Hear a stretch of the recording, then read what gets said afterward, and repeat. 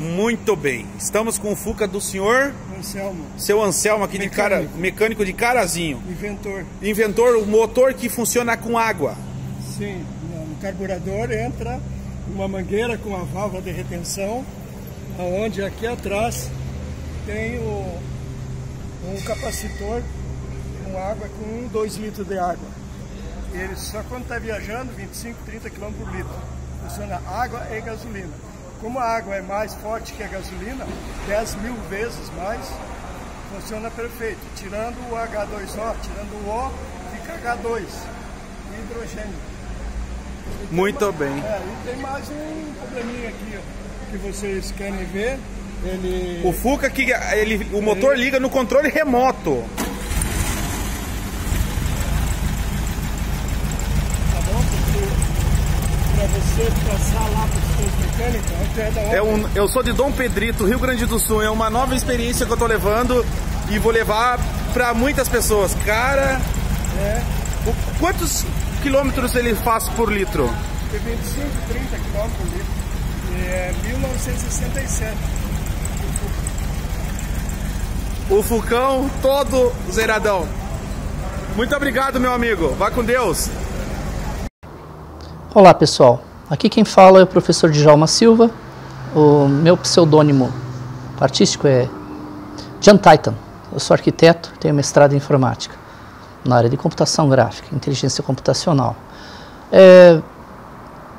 Digo o seguinte para vocês, o senhor Anselmo aí desse vídeo que vocês acabaram de ver, ele tem uma ideia maravilhosa, né, que é um motor baseado em combustão da mistura de hidrogênio com oxigênio, que é um dos combustíveis, no caso, o hidrogênio, dos mais eficientes.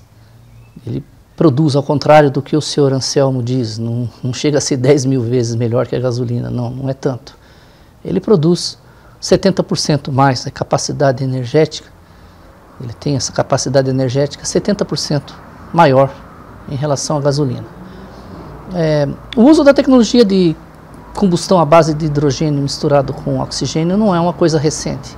Inclusive os foguetes que na maioria das vezes precisam ir para muito longe, como por exemplo a Lua, já usavam a combinação de oxigênio com hidrogênio, né, na sua forma líquida. No caso do oxigênio, né, a forma líquida é chamada de LOX, que é o Liquid Oxygen, e o hidrogênio na sua forma líquida LH2, que é o Liquid Hydrogen.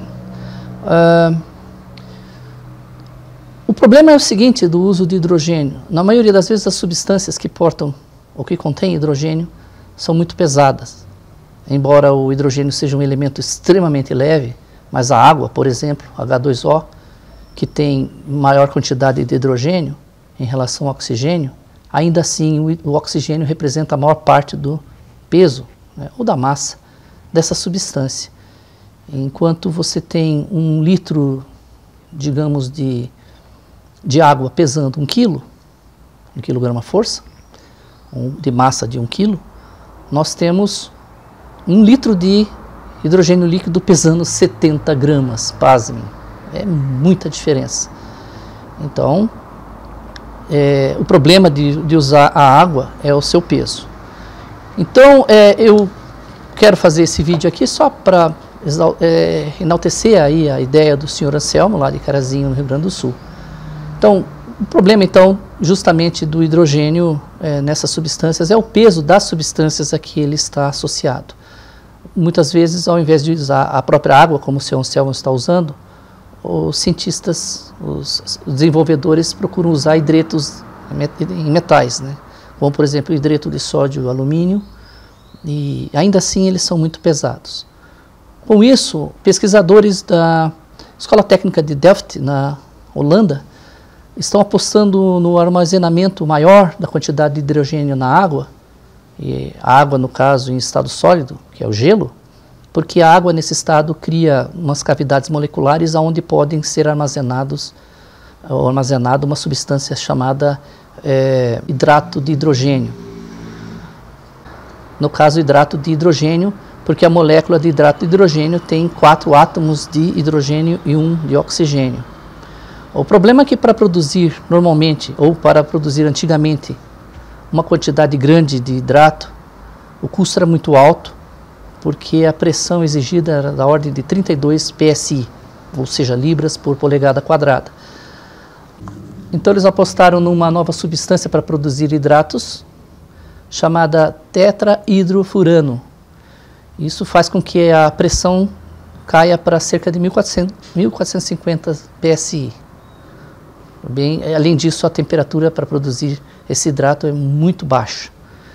Bom, então o motor produzido aí pelo nosso amigo Anselmo, ele reúne fisicamente a molécula de hidrogênio com oxigênio para produzir a combustão. Só que ele usa água. A água tem a combinação, né, a molécula está com hidrogênio e oxigênio unidas quimicamente. Para você separar essas moléculas, é usado um processo muito conhecido chamado de hidrólise. A hidrólise usa energia elétrica para fazer essa separação. Então a hidrólise é a separação da molécula do hidrogênio e do oxigênio por processo físico-químico.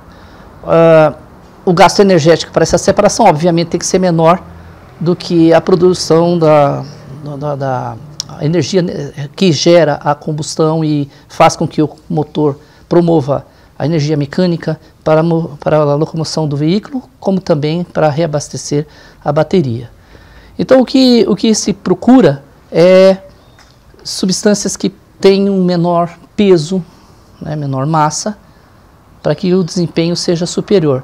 Imaginando que esse hidrato de hidrogênio tem então essa relação de 4:1 de oxigênio, o oxigênio não é importante nesse caso, ou seja, na substância. Não quero dizer na mistura, na combustão. Na combustão ele é vital, porque sem comburente não existe combustão.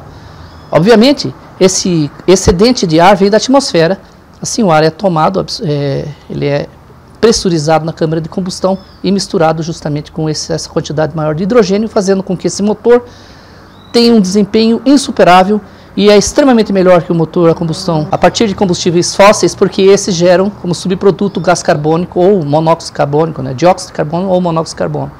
No caso, o gás carbônico é o dióxido. E também é melhor que o próprio motor elétrico, porque o motor elétrico tem um problema sério, que são os seus acumuladores, as baterias, que obviamente são um problema para o meio ambiente. Então, essas observações são importantes aí nessa ideia maravilhosa do Sr. Anselmo. Obrigado.